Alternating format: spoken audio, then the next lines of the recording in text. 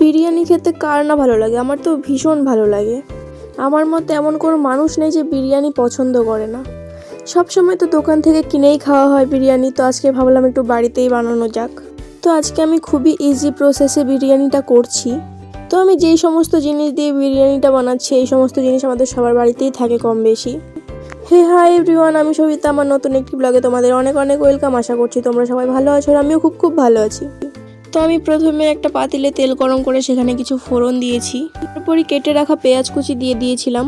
তো পেঁয়াজটা অনেকক্ষণ হাই ফ্লেমে ভাজার পর আমি দিয়ে দিয়েছিলাম জল। তারপর ওই জলের মধ্যে দিয়ে দিয়েছিলাম হলুদ গুঁড়ো আর লঙ্কা গুঁড়ো আর আদা রসুনের বাটা। আমি কিন্তু আজকে কোনো রকমের আলু আগে সেদ্ধ করে নিইনি বা চিকেনটা আগে কষিয়ে নিইনি। তো জলটা ফুটে গেলে আমি দিয়ে দিয়েছিলাম আলু, আর আমি চেক করে দেখছিলাম যে আলুটা সেদ্ধ হয়েছে কিনা। তো আলুটা সেদ্ধ হয়ে গেলে আমি এটা তুলে নেব। তো আমি এখানে হাফ কিলো চিকেন নিয়েছিলাম, আমার চিকেনের সাইজগুলো কিন্তু বেশ বড়ই ছিল। তো আলুটা তুলে আমি এখন চিকেনের পিসগুলো দিয়ে দিচ্ছি। তো চিকেনটা এখানে অনেকক্ষণ ধরে সেদ্ধ হতে থাক, আমি এটা হাই ফ্লেমেই সেদ্ধটা করে নেব। আর আমি চেক করে দেখছিলাম বারবার যে সেদ্ধ হয়েছে কিনা। তো চিকেনটা এখানে আস্তে আস্তে সেদ্ধ হতে থাক, আর এদিকে আমি ভাতের যে রাইসটা সেটা করে নেব, রেডি করে নেব।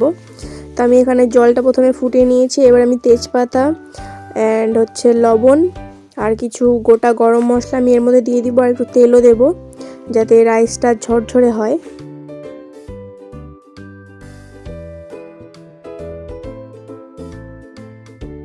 তো আমি বাসমতি চালটা আগে থেকে কিছুক্ষণ ভিজিয়ে রেখেছিলাম, আর এরপর আমি ভাতটাকে করে নেব। তো ভাত আমার এখানে রেডি, 80%-এর মতন কুক করেছিলাম। তো সকালে চা খাওয়ার জন্য দুধ এনেছিল, তো সেখান থেকে আমি কিছুটা দুধ তুলে রেখেছি। তো ওই দুধের মধ্যে আমি এখন অ্যাড করব কেওড়া জল, গোলাপ জল আর একটু মিঠা আতর।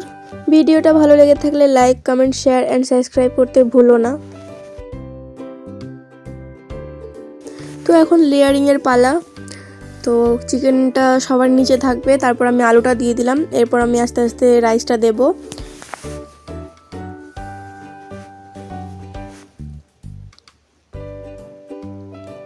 তো রাইস দেওয়া কমপ্লিট হয়ে গেলে আমি যে দুধটা রেখেছিলাম সেটা আমি উপর দিয়ে দিব, আর দিয়ে দিব বিরিয়ানি মশলা অ্যান্ড ঘি। সেম প্রসেসে দুটো লেয়ার করেছি আমি রাইসেরই।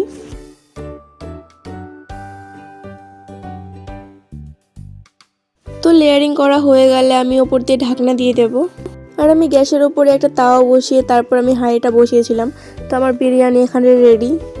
তো আমার আলু, চিকেন আর রাইস ভালো মতন কুক হয়ে গেছিলো। তো আমার বিরিয়ানি এখানে রেডি। তো ভীষণ ভালো হয়েছিল খেতে। তোমরা চাইলে বাড়িতে এরকমভাবে ট্রাই করতে পারো, খুব ইজি প্রসেস। তো দেখতেই পাচ্ছ কতটা লোভনীয় লাগছে দেখতে, আর খেতেও ভীষণ ভালো হয়েছিল।